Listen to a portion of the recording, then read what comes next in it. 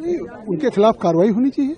जिस तरह से स्पीकर साहब बार बार नियमों का हवाला दे रहे थे, चाहे वो 353 का हो, 349 का हो, कि अगर आप कोई आरोप अनर्गल झूठ लगाना चाहते हैं तो उसका साक्ष्य दीजिए, उसको सदन के पटल पे रखिए।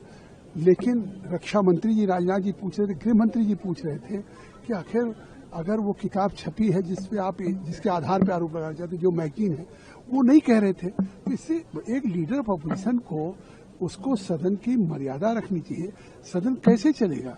क्या मतलब सदनीय नियमों से चलता है, परंपराओं से चलता है, स्पीकर की रूलिंग से चलता है? ये पहली बार हुआ होगा शायद आजादी के बाद कि 5 बार कहने के बाद अगर उनको राष्ट्रपति के अभिभाषण पे बोलना है तो राष्ट्रपति का अभिभाषण क्या होता है? सरकार के द्वारा तैयार किया हो गया दस्तावेज होता है, जो सरकार की नीतियां होती हैं, सरकार के कार्यक्रम होते हैं, सरकार के प्रोग्राम होते हैं। उस पर आप आलोचना करिए, उस पर जितना आप चाहिए सरकार के खिलाफ कहिए।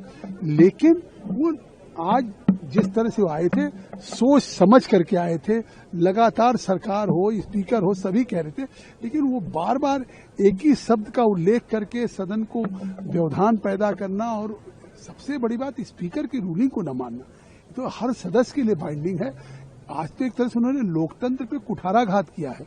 इस सदन में प्रिविलेजेज हैं सांसदों को, लेकिन वो सांसद को प्रिविलेज उस जो रूल्स एंड प्रोसीड्योर है उसी के अंतर्गत है, ना कि आप इस फोरम का दुरुपयोग करके आप कोई इस तरह का अनर्गल पूरे देश में आरोप लगाना चाहते हैं। तो उसके लिए आपको साक्ष्य देना होगा। मैं तो कहता हूं निश्चित तौर से जो उन्होंने आज आचरण किया है वो बहुत शर्मनाक है, निंदनीय है, और उनके खिलाफ कार्रवाई होनी चाहिए।